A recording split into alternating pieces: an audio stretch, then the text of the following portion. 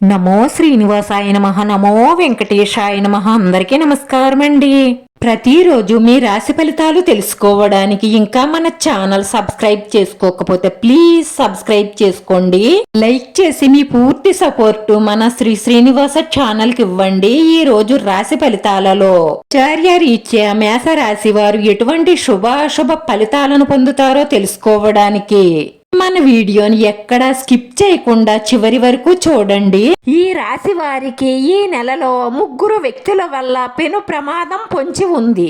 ఆ ముగ్గురు వ్యక్తులు ఎవరో, వారి వల్ల వచ్చే ప్రమాదం ఏమిటో, వాటి నుంచి మీరు ఎలా తప్పించుకోవాలో ఈ వీడియోలో వివరంగా చూద్దామండి. ఎవరి కుటుంబంలో అయితే మేషరాశి వారు ఉన్నారో వారు తప్పనిసరిగా ఈ వీడియోని చూడండి. ఎందుకంటే మీరు ఈ నెలలో ఎంత జాగ్రత్తగా ఉండాలి అనేది వివరంగా తెలుసుకోవడానికి. ఎలాంటి వ్యక్తుల వల్ల ప్రమాదాలను కొని తెచ్చుకోబోతున్నారో తెలుసుకుంటే ఆ ప్రమాదం నుంచి మీరు తప్పించుకోవడానికి కొంత అవకాశం దొరుకుతుంది. మన రాశి చక్రంలో ఉన్నటువంటి మొట్టమొదటి రాశి మేషరాశి. అశ్వని నక్షత్రంలోని 1, 2, 3, 4 పాదాలు, భరణి నక్షత్రంలోని 1, 2, 3, 4 పాదాలు, కృత్తికా నక్షత్రంలోని మొదటి పాదము ఉంటాయి మేషరాశిలో. మేషరాశికి అధిపతి కుజుడు. కుజుడుని మంగళుడు అని కూడా అంటారు. ఈ రాశిలో పుట్టిన వారికి ఒక నెల సాధారణమైన ఫలితాలనే ఇస్తుంది. అద్భుతమైన ఫలితాలైతే రావు. మీరు ఎంత కష్టపడినా దాని యొక్క ఫలితము, విజయము సాధారణంగానే ఉంటాయి. పెండింగ్లో ఉన్న పనులు పూర్తి చేసుకోవడంలోనూ, గతం నుంచి మీకున్నటువంటి కొన్ని కోరికలని నెరవేర్చుకోవడంలోనూ ఈ నెలలో మీకు బాగా కలిసి వస్తుంది. ఒక రకంగా మీరు పెండింగ్లో ఉన్న పనులు పూర్తి చేసుకోవడానికి ఈ సమయం బాగా ఉపయోగపడుతుంది. మీరు ఒకటి గమనిస్తే, ఇచ్చిన పనిని ఇచ్చినట్లు పూర్తి చేసేవారికి అత్యద్భుతమైన ఫలితాలు ఉంటాయి. ఎందుకంటే మన పనిని మనం సక్రమంగా చేస్తున్నాము అంటే అందుకు తగ్గ ఫలితము భగవంతుడు మనకి ఇస్తారు. కాకపోతే గతంలో మీ రాశి యొక్క స్థితిగతులను ఆధారంగా చేసుకుంటే అనేకమైన పనిని మీరు పెండింగ్లో ఉంచేసి ఉంటారు. దాన్ని పూర్తి చేయడానికి ఈ నెల మీకు బాగా సహకరిస్తుంది. పెండింగ్ పనిని పూర్తి చేస్తే వచ్చే ఫలితం మీకు సాధారణంగానే ఉంటుంది తప్ప గొప్ప విజయం సాధించిన ఆనందాన్ని మీకు ఇవ్వకపోవచ్చు. ఈ నెలలో కెరియర్ నుంచి, అలాగే భవిష్యత్తు నుంచి ఎక్కువగా ఆశించవలసిన అవసరం లేదు.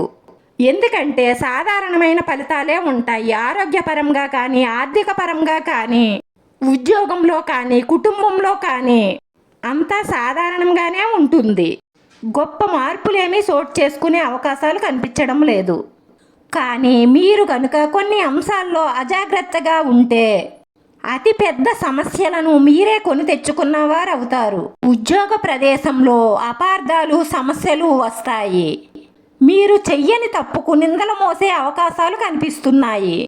ఒక్కొక్కసారి శిక్ష కూడా పడవచ్చు. మీకు ఏమాత్రం సంబంధం లేని విషయాలలో మీరు చేసిన పని లేదా మీరు చెప్పిన మాట ఒక ఉద్దేశంతో ఉంటే దానికి మరొక ఉద్దేశం ఆపాదించి మిమ్మల్ని దోషిగా నిరూపిస్తారు. ఎప్పుడైనా సరే ఒక విషయాన్ని గుర్తుపెట్టుకోండి. మీకు సంబంధం లేని విషయం గురించి మాట్లాడడం, ఏమాత్రం సంబంధం లేని వ్యక్తులతో రిలేషన్షిప్ కొనసాగించడం మీకు ఎప్పటికైనా ఇబ్బందులు కొని తెస్తుంది. అలాగే పని భారం ఎక్కువగా ఉండడం వల్ల మీకు మీ పని వాతావరణం ఆహ్లాదకరంగా అనిపించదు. ఒత్తిడి ఉంటుంది, టెన్షన్ ఉంటుంది. అంతేకాకుండా మీ వెనక కొన్ని కుట్రలు జరుగుతూ ఉంటాయి. దీనివల్ల మీకు చెయ్యవలసిన పని మీద ధ్యాస మళ్ళదు.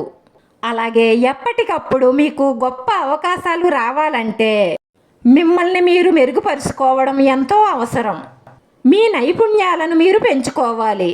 మీకున్నటువంటి నాలెడ్జ్ని పూర్తి స్థాయిలో వినియోగించుకోగలగాలి. అప్పుడే ఉద్యోగ రంగంలో మీరు అనుకున్న స్థాయికి అనుకున్నటువంటి ఫలితాలను పొందగలుగుతారు. ఆర్థిక పరంగా చూసుకున్నట్లయితే ఈ రాశి వారికి ఈ నెలలో ఖర్చులు బాగా ఎక్కువ అవుతాయి. అదనపు ఖర్చులు ఎక్కువ కావడం వల్ల ఆర్థిక భారం మీ మీద పడుతుంది. ఇందుకోసం మీరు ఖర్చులను అదుపులో ఉంచుకోగలిగితే మీకెంతో మేలు కలుగుతుంది. ఎప్పుడూ కూడా ఖర్చులను అదుపులో ఉంచుకుని పొదుపు మంత్రాన్ని పాటించాలంటే ఒక్కటే సూత్రం. మీరు ఏదైనా ఖర్చు పెట్టాలి అనుకున్నప్పుడు 4 రకాల విభాగాలను చేసుకోవలసి ఉంటుంది. ఆ ఖర్చు అవసరమా, అత్యవసరమా, లేకపోతే ఈ ఖర్చు పెట్టకపోయినా ఈ నెలలో ఏ సమస్య రాదా, అసలు ఇప్పుడు ఈ ఖర్చు పెట్టవలసిన అవసరమే లేదు అనుకునేవి కొన్నుంటాయి. అత్యవసరమైనవి, అవసరమైనవి మాత్రమే ఈ నెలలో ఖర్చు చేస్తూ విలాసాలకు వెళ్లకుండా అనవసరం ఖర్చులు చెయ్యకుండా ఉంటే భవిష్యత్తులో రాబోయే ఆర్థిక పరిస్థితులను మీరు ఎదుర్కోగలుగుతారు. మీ ఇంట్లో కుటుంబ సభ్యుల ప్రోత్సాహం మీకు బాగానే ఉంటుంది. ఉద్యోగంలో, వ్యాపారంలో ఎక్కువ సమయాన్ని గడపడం ద్వారా కుటుంబానికి తక్కువ సమయాన్ని ఇస్తున్నామన్న భావన మీలో ఉంటుంది.